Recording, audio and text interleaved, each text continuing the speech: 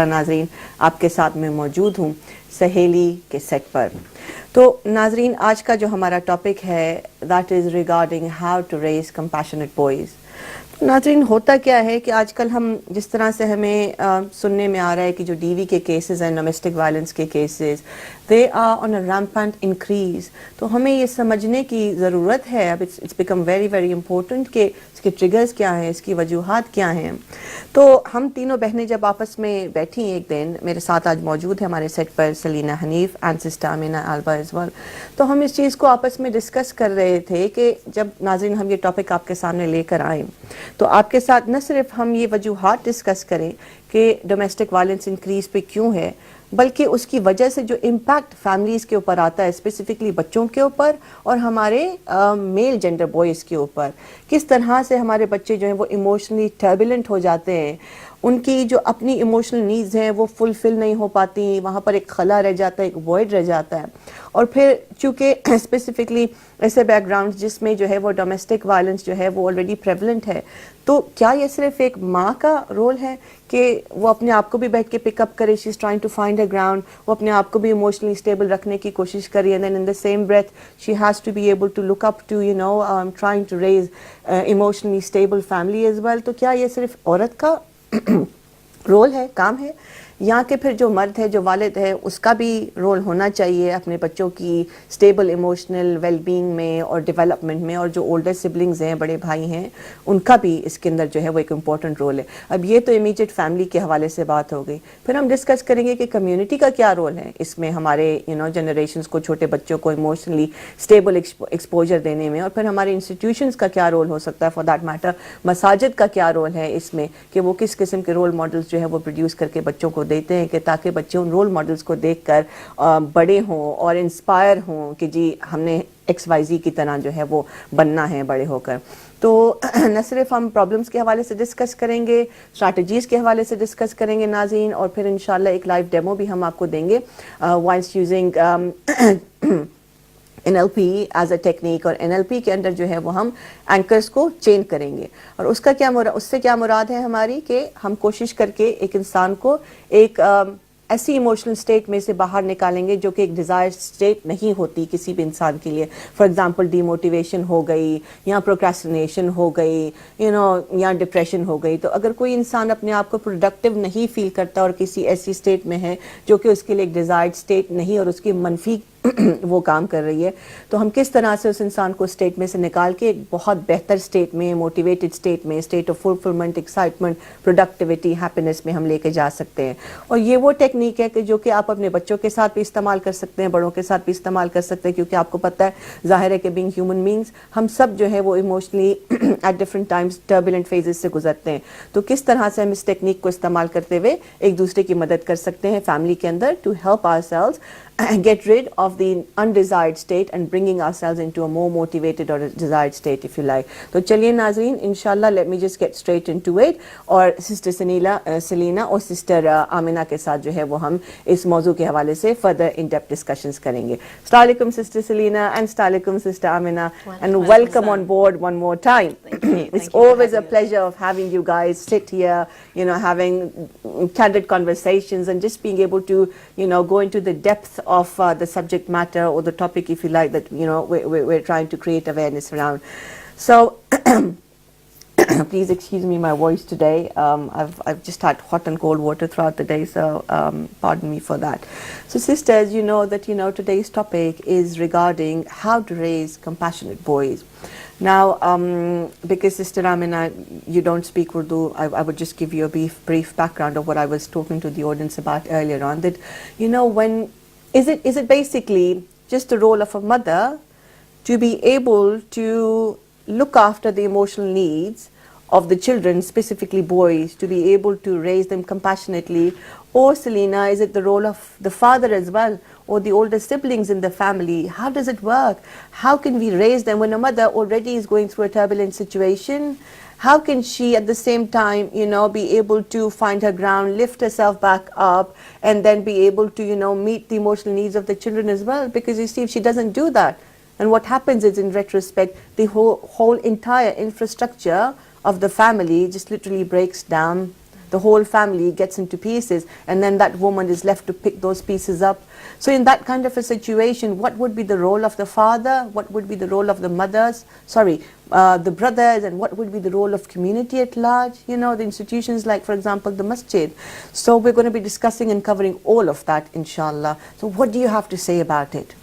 The good news is that when people are going through traumatic experiences, especially children, young people, the research shows that as long as the child has one dominant caregiver who gives love, protection, affection, guidance, then even through very turbulent experiences, if they have that one person, it doesn't have to be mother, father, it has to be a adult caregiver that they can rely on, depend on, be listened to, and process the experiences. So there's something called adverse childhood experiences, which are known as ACEs. And the research shows that when somebody goes through an adverse experience, depending on how they deal with it, it shows the results when they become adults. So it manifests, the outputs of that initial early experience manifests in their behaviour later on in life. So one of the things that I would say is, it doesn't matter who you are. If you're around a child or a young person going through a difficult time, then you have to look out for the signs that that person might be under distress, and then be able to help that person communicate and express themselves.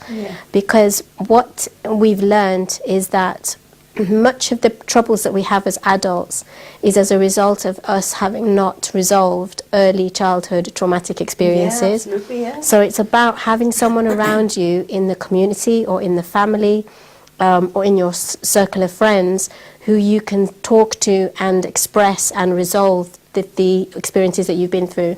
If you can do that, your chances are much higher of turning that negative experience into something positive later on in life. So then, how can we define that one person, the adult caregiver, to be the right person or the right role model for our child? Because you see, for example, let's take an hypothetical example that I am a DV victim and I'm going through a turbulent phase in my life. Now I'm trying to, everything that's going to glitter, I'll find that to be gold. So in that moment of time, I might as well end up, thinking of an adult, caregiver to be somebody who's going to be a good influence on my child, and they may not really be a good influence on my child in reality. So how to be able to decipher that in that moment in time? Because obviously the woman needs help, and then the child needs help. Both of them are vulnerable. So my main concern would be that, what is the role of a father in that situation? Because we'll be really, really lucky if we find a third party. It could be in the form of uncles, could be in the form of, older cousins, male or female, regardless. But that comes later. We may not be comfortable with them stepping into the situation because we don't know who they are at a personal level. However, what's the responsibility of a father in that situation? Because we know who he is, and we know that he is also responsible for bringing that child into this world. So what's his responsibility in bringing up that child emotionally and looking into his emotional well-being, Selena? Yeah, I think a lot of, one of the type of men that we see in our community today is that of a sort of pseudo-alpha male kind of guy who is typically, he lacks emotional integrity, he lacks, his dealings in business are often quite dishonest. On the surface level, they appear very tough, but they're very hypersensitive to criticism. They're very fearful of vulnerability. They feel like showing any type of vulnerability makes them less of a man. And even in the romantic sense, you'll often find them to be very controlling, very dominating, of course, very full of jealousy and paranoia in their relationships. They have poor emotional regulation, so they have outbursts of anger, rage, and these emotions that sort of spiral out of control on a frequent basis. Now, if you look at that kind of a person as a child and the type of role model he had, in most cases it would have been a father who was not emotionally or physically available. who might have used physical violence towards the child, and even put him down, thrown insults at this child, and really knocked this child's self-esteem down. And that's the type of father that would probably in most cases would shape this kind of an adult who has this false alpha male kind of personality. So do we see a pattern there, Selena, that Of course. perhaps the father has been through something similar, and then he's practicing what he saw his father doing Yes. on him, on his son. Yeah. So now they're replicating the same It's a cycle, and it's learnt behaviour. Children learn these behaviours from a very young age. Yeah. And as I say, children won't do what you tell them to do, they'll do what they see around them. So the environment that we set up for them is crucial, and how we cultivate, how we nurture them is very important. And that's from a father's perspective. Ideally, the fathers being the leaders of our homes, culturally speaking, Islamically speaking, they do have that responsibility where they have to show themselves as a grounded, masculine sort of entity who's not afraid of showing vulnerability, who's not afraid of, being grounded. Yeah, and accepting their fault, basically, when they've done something wrong, because they are humans. It's very interesting you've picked this point up, Aside from the father, there's also the education system is very much feminized as well, where it doesn't always fit into how a boy is developed. In a school setting, in the education system, you're encouraged to be agreeable.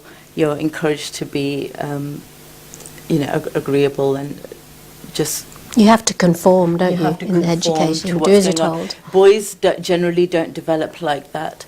Their raw masculinity is not appropriately shaped or moulded by a good male role model. And that's something that comes naturally in children, and it's about how the adults in his life cultivate that. That will either make them into toxic men when they're older, or healthy, well-rounded men. It's the theory of attachment, isn't it? So in childhood, a child has a basic fundamental need to attach, and it means that we as mothers have to identify and give our child exposure to trusted adults to whom they can attach inside the inner circle, but also in the wider community.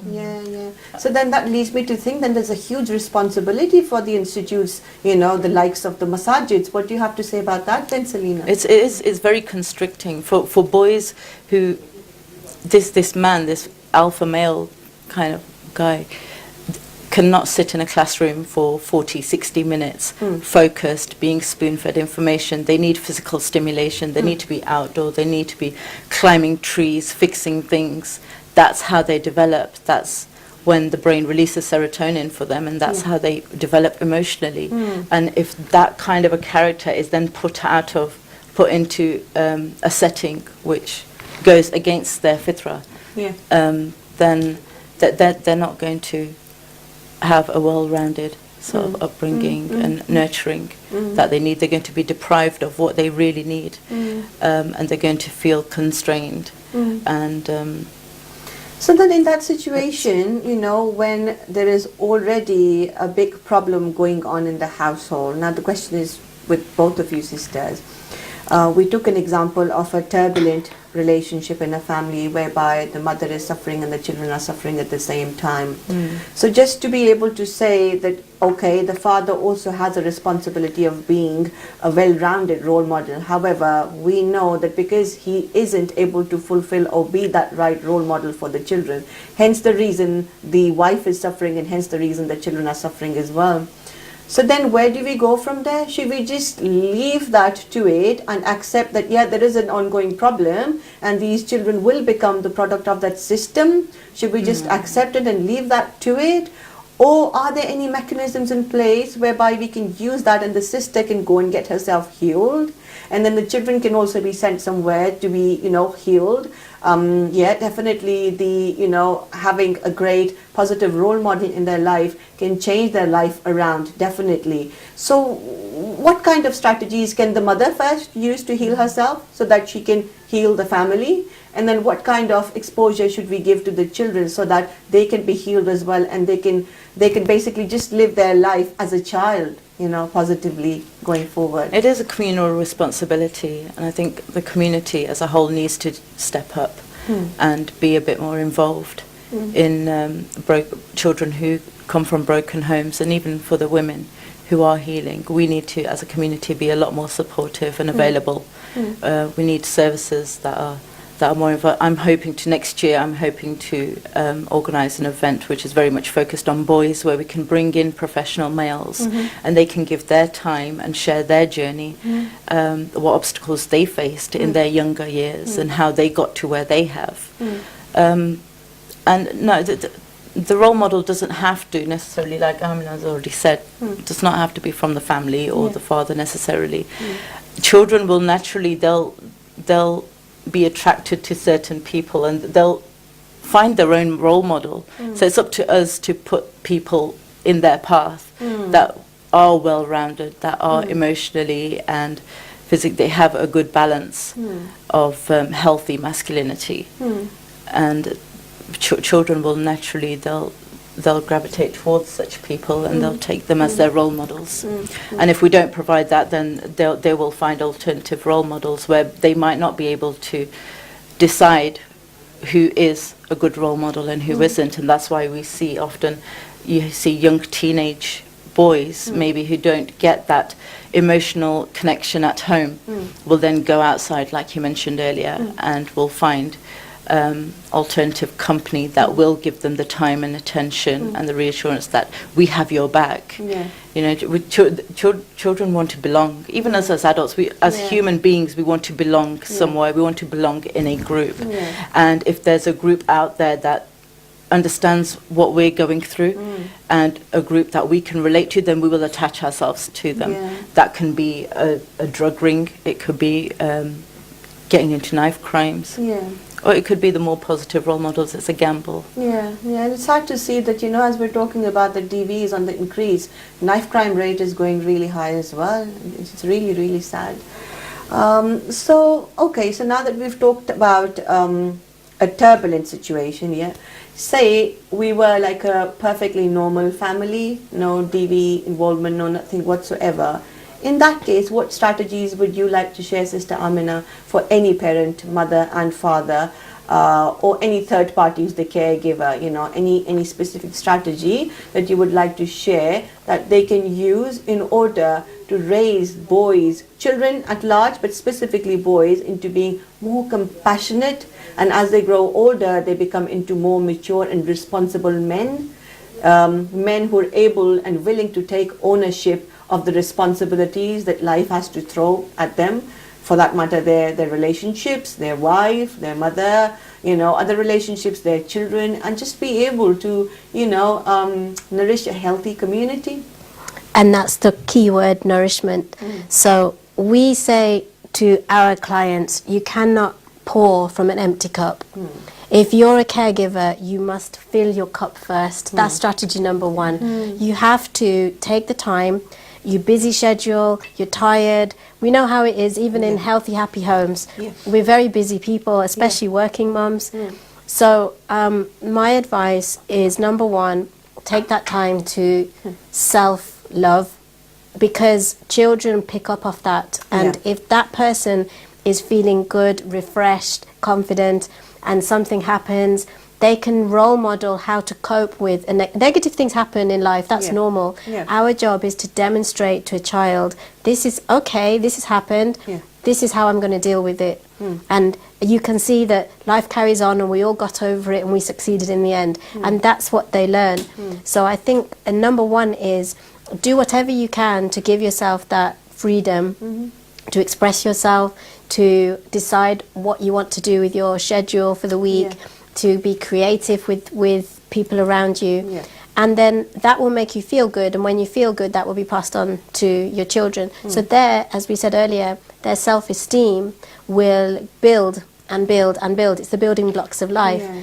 So when they start feeling more confident that, okay, if things go wrong, I can handle it. I've learnt from my mum, I've learnt from the adults in the house, then I can go out and face the world. And that's our job, is to prepare them to be able to face, you know, the world around them. Yeah, absolutely. So to be able to build that sense of security in them by giving them more time, more quality time, if not quantity, because life is like a run of the mill for everybody, men or women these days, and we're all running, you know, or just chasing something or the other. So how a new day starts and how it comes to an end, subhanallah, there's no barakah left in time anymore. So if we are unable to give them quantity time, then at least be able to and be willing to give them quality time. And perhaps we can do that by doing some or scheduling some nice activities around with them, you know, some activities that the children like themselves. Or for that matter, growing older, I remember we used to love having story time with with our parents. So what part does story time play in children's upbringing? Because that plays as a major anchor in their life, isn't it? It's very comforting, it soothes them, and stories are the very best way to unconsciously program a child to succeed. Storytelling is used in corporate environments now. You'll often see a CEO come out in front of, the annual conference, and he'll tell a story, and everyone will be listening thinking, what's going on here? But actually he's embedding a critical message about motivation, about collaboration. All the skills you need to succeed are embedded in that story. So storytelling, it's the audio trigger of your voice, which soothes a young person. It's the visual of the pictures and the book, and it's the quality time together. And I just want to refer to that. There's so many households where we have fathers watching TV thinking, or on their mobile. I'm not blaming the father, but I'm going to raise it because I think it's critical. Yeah, that definitely. they think it's okay to sit there in the presence of a child and not talk to, engage, or have any interaction with that child. They think that just by being there, that's enough. And I'm here to tell you it's not enough. It actually comes under neglect. So one of the key triggers of behavioural issues in adulthood is when a child has been neglected, and we probably think neglect means you're not even in the house, you're completely ignoring, that child's needs. It isn't. Neglect comes under actually being present, but not engaging. You're absent, yes. And it's critical. So if you are one of those people, you must reflect and realise the impact that's having on the future generation, because the first thing it does is damages their self-esteem. They don't feel worthy because you're not looking at them, you're not asking them, you're not engaging them. And how are you going to feel growing up in that environment? It's not Even a healthy. parent who thinks that they're spending 10 hours a day, a stay-at-home mum, for example, is spending 10, 12 hours a day with their children, will probably think, well, I'm in the house with them, so I'm spending time with them, and that's sufficient. But 2 hours of undivided attention with no TV, no background noise, no phone is much better than giving them 12, 13 hours of time where you're doing something else and you're not giving them eye contact. And this starts from infancy. You have mums who are nursing their children, and that baby is looking for eye contact. That baby needs eye contact from a very young age, even from when they're being nursed. But we have mums who are on their phones, or they're trying to multitask or do something else. And teaching children from that age the importance of body language and eye contact is very important. Yeah, I mean, I'm thinking not most of them, the majority of them are basically juggling and multitasking. As I said, that life has become a run of the mill. A woman is playing so many different roles. And now with the trend of entrepreneurship, it's one of those things that sisters are doing businesses from home, and then obviously because online you're connected globally with everybody, then at different time zones obviously you have to be present and available for your client.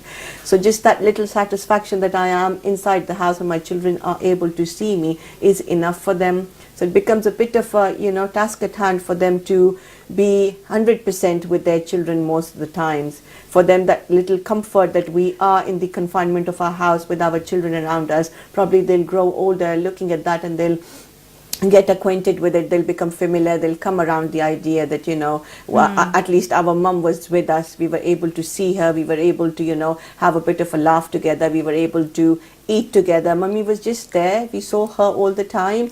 But yeah, that's what entrepreneurs do from home. If you've got a business at home, then you're going to be engaging, with your clients. And how easy could it get? It's just. It's interesting that even if I schedule half an hour with the children, half an hour of undivided attention before I need to do something else. For example, if I need to prepare dinner or I need to do something for my business, if I schedule in that half an hour and I give them that one-to-one, they will be less anxious and they won't be troubling you while you're trying to do other things. And they would know what because to they've expect. had that reassurance already. So you're better off. Either you give them that half an hour to an hour one-to-one, you give them that reassurance, you give them that undivided attention that they need, and everything else does tend to usually follow on smoothly, or you're trying to get your work done and they're coming in every 5 minutes and you're losing your chain of thought, and you think you're saving time, but you're becoming less productive because of the distractions that you're getting every few minutes. Absolutely. That's a very, very critical point out there, Selena. I'm glad that you brought it up. That as much as we feel it's important, in relationships to be very transparent and to know exactly what to expect, it's the same for the children as well. Yes. When but you've scheduled your whole day, then obviously what are you going to be doing at 10 o'clock or half 10 or 11. So say maybe 15 minutes before you're going to be literally going into doing something or blocking yourself out for half an hour. You need to make sure to give that one-to-one quality time to the children so that they feel that the mom was present with them over there and they've had that, cuddle time or love time, quality time with them. And then you can let them know in the end that, okay, now mommy needs to go and she needs to do this for half an hour. So that at least kids know what to expect, rather than, them being around you and you're breaking your chain of thought, you're getting anxious, they're getting anxious, they're all over the place, jumping on the sofas, doing this, doing that, and your concentration is getting disturbed as well. So I think that was a very important thing that you picked up on, that, schedule your day ahead so that you know what to expect, and in retrospect, children know what to expect in the next half an hour, 1 hour as well. So you're following the schedule through, and your kids are basically also following. And use the your resources schedule. you have. And I'd say if you're divorced and if the father isn't abusive or manipulative, then come to an agreement where, especially boys, they do have the opportunity to spend more time with the father. I think generally if you go through court, you're granted, I think every fortnight you get to see your children as a father. But for me, my personal experience is, if I need a helping hand, the first person I would call is their father, and if he can take them, then that's my preferred option. And I feel as boys, I know my limitations. Of course, I can take care of them and I can do everything for them. But they need more male role models in their lives. And if their father can take them, the more he can take them, the better. They'll spend time with their grandfather, they'll spend time with their father, with their uncles, and that's a good thing for them. And I think as women as well, especially if we've gone through bad marriages, when we heal, we're able to do this. And oftentimes Definitely. when the women haven't healed, it's very difficult for them to sort of let go, and either intentionally or unintentionally they can sometimes use the children to then manipulate the father. But ultimately, if the father is a decent man, and the only differences were that of between the husband and wife, and otherwise he's a really good father, then don't let that get in between the children. Yeah, that's a very and the tricky father. one. That's a very tricky one, because you see, in a situation whereby the man is an excellent father but he's not a good husband, it's very difficult for the woman to let go as well. Because she'd be thinking, right, should I just sacrifice and carry on for the sake of my children?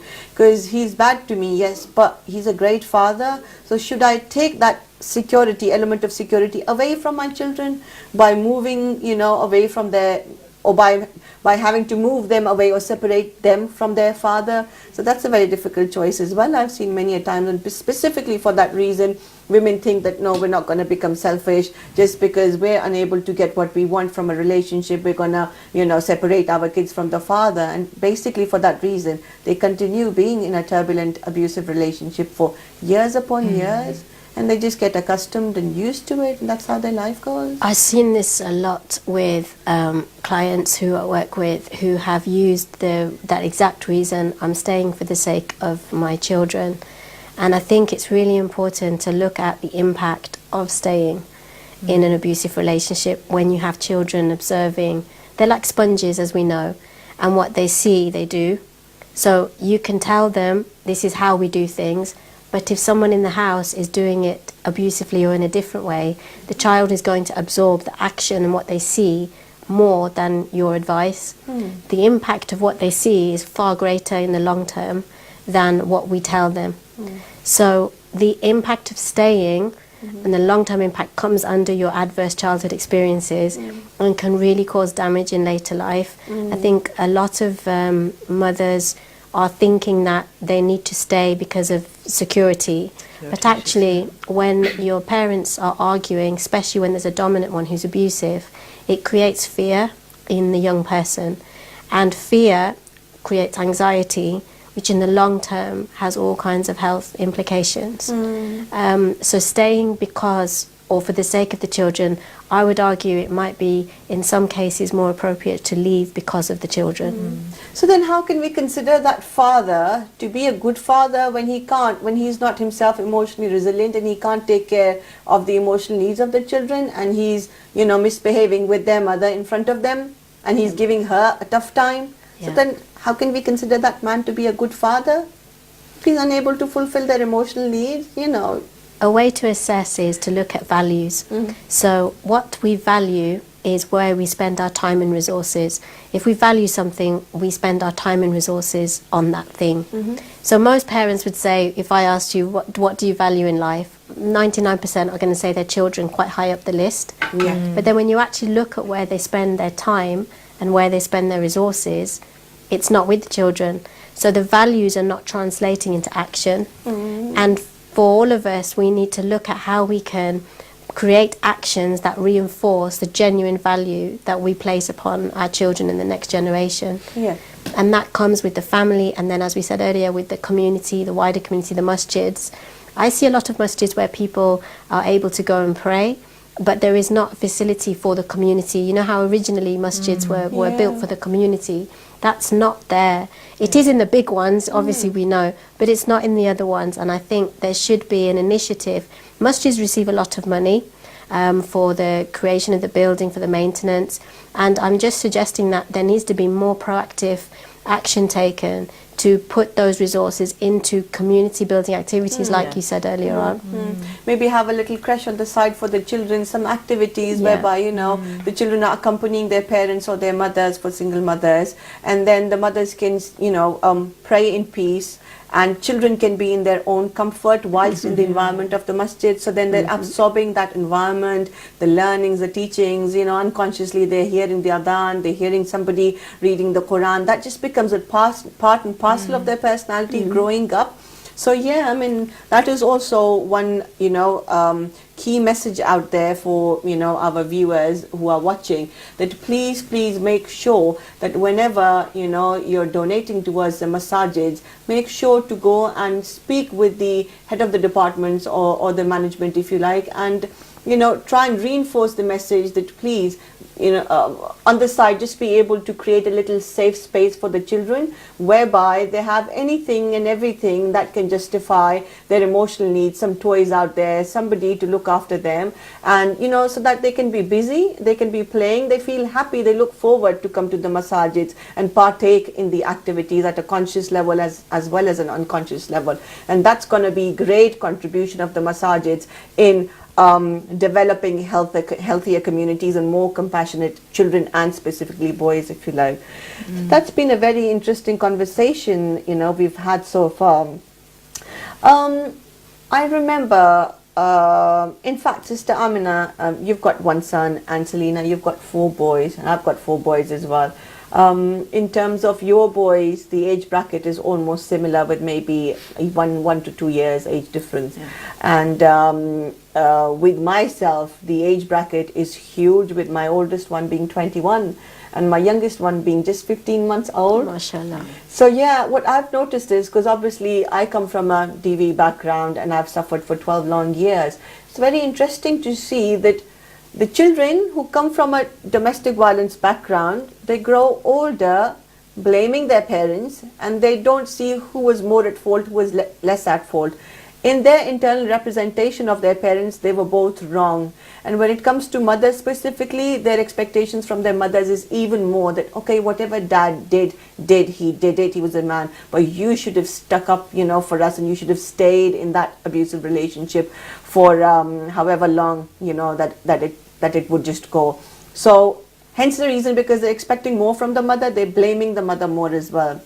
However, when specifically in a blended family situation, what I've seen is that as much as my boys might be blaming me for quitting, whereby I didn't quit, I was led to leave, because obviously my ex-husband had married and remarried, and then followed by all the the trauma that I had to go through. I was literally led to leave the house, and in a very difficult situation. But going fast forward, 10 years down, 5 years down, in fact 7 years down the road, when I got remarried, I relocated countries, came to England from Pakistan, established myself here, started a new chapter of my life, and then was able to get reunited with my children. They came on board. My relationship with my children, as much as I love them to bits, I started off the chapter of my new life in the seek of being able to get reunited with my children and give them, opportunities to move on and move on and move away from their past and just live a simple and nice and nice life, a life full of self-confidence and self-esteem.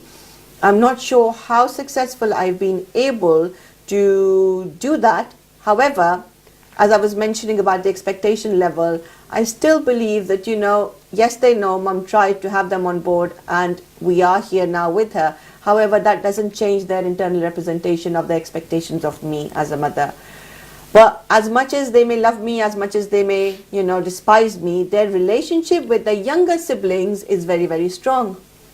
So even though they've suffered domestic violence background, they come from that background, they have low self-esteem and all that, but they are basically working as protectors for the younger siblings. Because of what they've been through, they know what it feels like, what it smells like, what it sounds like. They don't want to expose the younger siblings to that. There are times when I may say something and my daughter, Fatma, she'd come running to me and she'd say, Amma, don't say this because this is how it feels, this is how I felt. So don't expose the kids, to that. Or for that matter, if my little one, fell down, children play, they fall down as well, they do get hurt, don't they? So if I've not purposely, or if I've just missed tending to his need or picking him up, whatever, my oldest son, bless him, he's so careful that even before the child falls down, he'll be alert, he'll be on the standby that, what, he's doing this thing, it's naughty, he's going to get hurt. Even before he falls down, he'll run, he'll jump, and he'll go to, save him basically. And subhanallah, I just keep on, I'm just completely awestruck at the dynamics of the relationship. That this is how Allah subhanahu wa ta'ala provides you, with alternate possible choices. Specifically, if you've suffered and you've been on the right, you've given more than your 100% to it, then these are Allah subhanahu wa ta'ala's, mysterious ways of providing you with befitting solutions. The same sons who may give you abuse at different levels emotionally and mentally are the boys who know exactly what it takes, to feel bad and then how to save their younger siblings. So, yeah, I'm amazed at that, these are the same boys. And then if you had to ask me that, when they tomorrow get married, what is going to be their role? How are they going to behave with their wives? I'd say I'm not really sure. Maybe they'd be replicating the same model. But the secret that you've beautifully relayed there to the success, from what I can hear from what you've just said, is that the children have learnt the skill of communication, and in order to resolve any difficult challenge in life, we have to be able to communicate. And Selena, you mentioned it earlier about emotional regulation, that children who have traumatic early experiences often lack the skill to regulate their emotions, to label the emotion as your child did and said, look, that makes me feel, and label the emotion, and that's why we're not going to do it, so that you learn and you communicate and you move on. If they can communicate, and again, us with our children, you know, how was your day at school? If you communicate, story time's a great time to do that. They will open up and they'll tell you bits and bobs about what happened at school, what was good, what was made them sad, you know, all kinds of things come out if you give them the time and you communicate. And there's 4 levels of communication in NLP. The first level is simply hello and goodbye, which is probably what you might say to your neighbour in many cases. The second level is hello, how are you? So you're greeting them and you're asking them a question, which is again very basic. You probably do that with the receptionist at work or somebody. And then the third level is when you start asking them about their ideas, their thoughts. The fourth level of communication is the highest level, which is where we start sharing feelings. And that's what your child's doing. So at such a young age, that child's already learned, if I communicate my feelings, I can get to an end, I can put this to an end.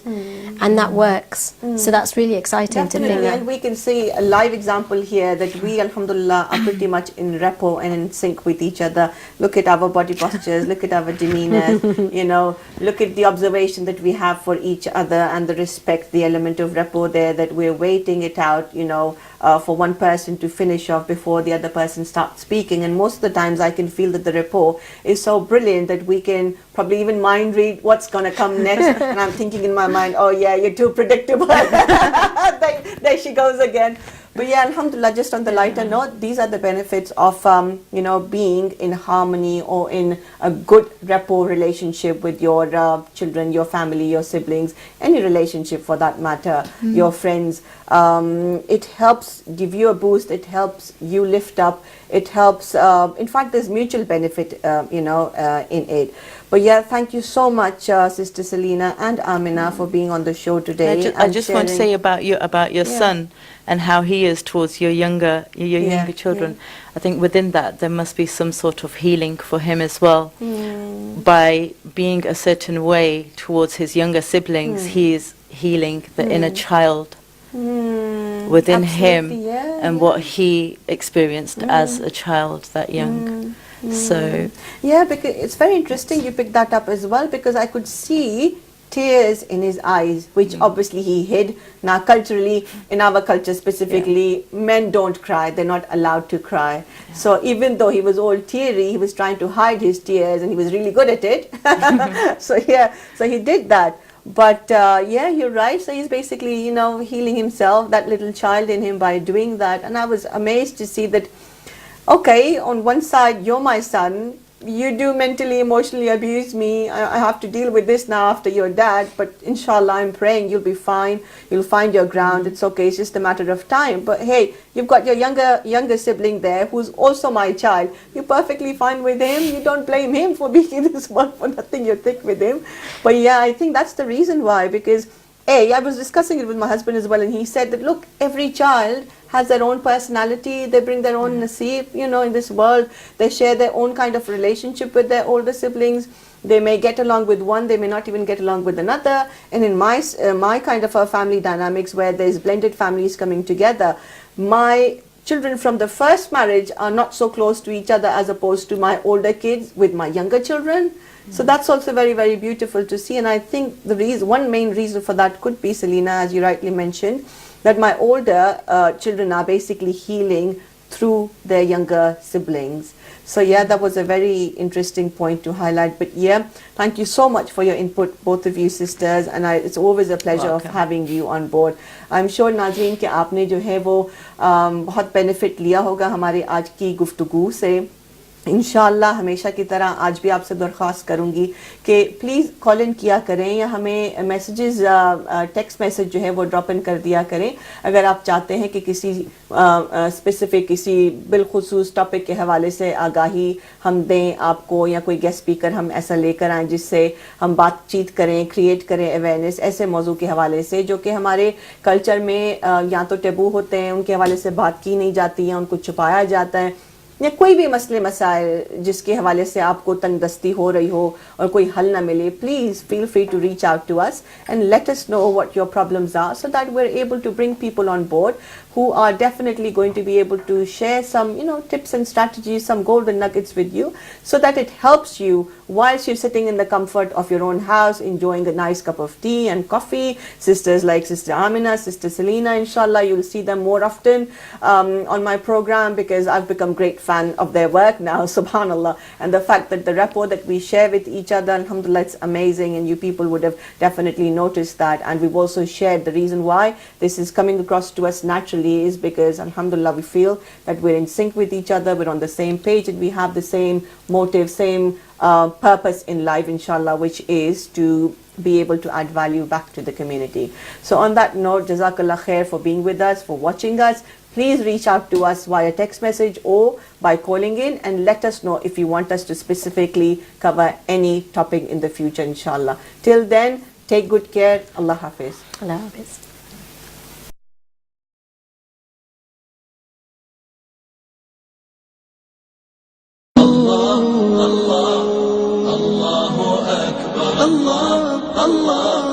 الله أكبر لا إله